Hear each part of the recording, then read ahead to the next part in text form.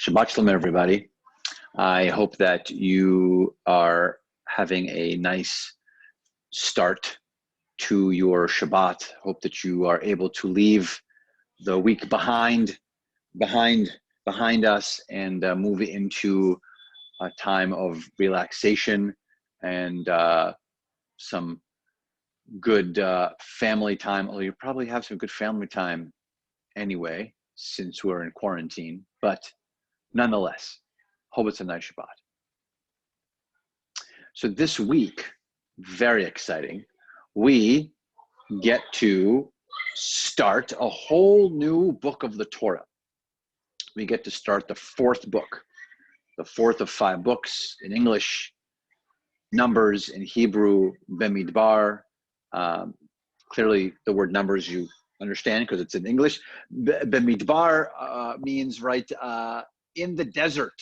And so as you can see behind me is this vastness of a rugged desert. And this is how the book begins, which is very interesting because a lot of commentators question why we start the book this way. Like what? And the whole book, by the way, is called Bemidbar. So the whole book essentially takes place in the desert. Hypothetically, even you can say, because the fourth book of the Torah, there's another one, but some people would even say that this is the last book because the 5th book of Deuteronomy is more of a recap from Moses of Exodus, Leviticus, and then Numbers. So hypothetically,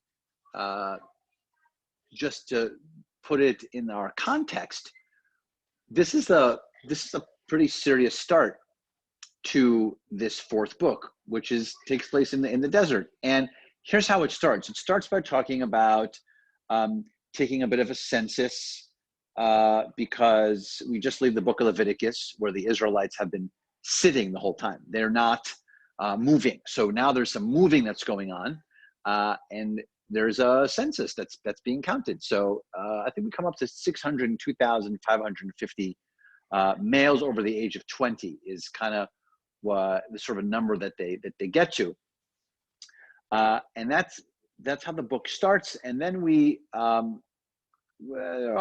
components to it that continue to discuss the structures and the movements that will happen with the Israelites through the tribes and how they wander and continue in the desert.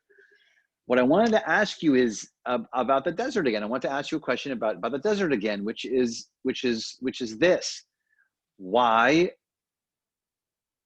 are we taking this whole time in the desert? And by the way, we're not that far into the 40 years of wandering, so we still have most of it is left actually. And so what I want us to think about on the Shabbat is this: I want us to think about the sort of wilderness and the vastness that exists in a desert. And I want us to think about the fact that that vastness provides for us sort of like a clean slate, if you will. And I think that's why God and Moses, obviously through God, wanted the Israelites to have this sort of blank slate. They left Egypt. They sat in their tents and learned in the book of Leviticus about the sacrificial system and how that works. And now they're going to start to wander. And I think that moving for God requires that we have this clean slate, if you will. So I invite all of us to think about that, to think about that on the Shabbat, about these clean slates. I think also, just to tie in our situation a little bit, our quarantining and COVID-19, I think that, God willing, whenever we do decide to emerge, right, there's different sides to the story on when we should decide to lift quarantine or not lift quarantine. Not talking about that. What I am talking about is when we decide to do that and we're comfortable to do so, that we take those first steps knowing we kind of have a new slate. Things are going to be a little different, but what we do with those first steps and then how we do it together is, I think, what makes a huge difference. That's what the Israelites had. They took these initial steps into the desert, if you will, in this clean slate, but they weren't by themselves. It wasn't an individual.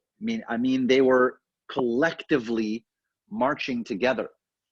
And so we have our community, we have the people we love, we have our families, obviously, but we also have our synagogue community to bring that comfort to one another. So I hope that you have a wonderful Shabbat that's comfort-filled, knowing that even though we might be taking these steps at some point into a new sort of wilderness, that we'll be doing so together as a community, as a strong Kehillah Kedoshah, as a holy community. So Shabbat Shalom.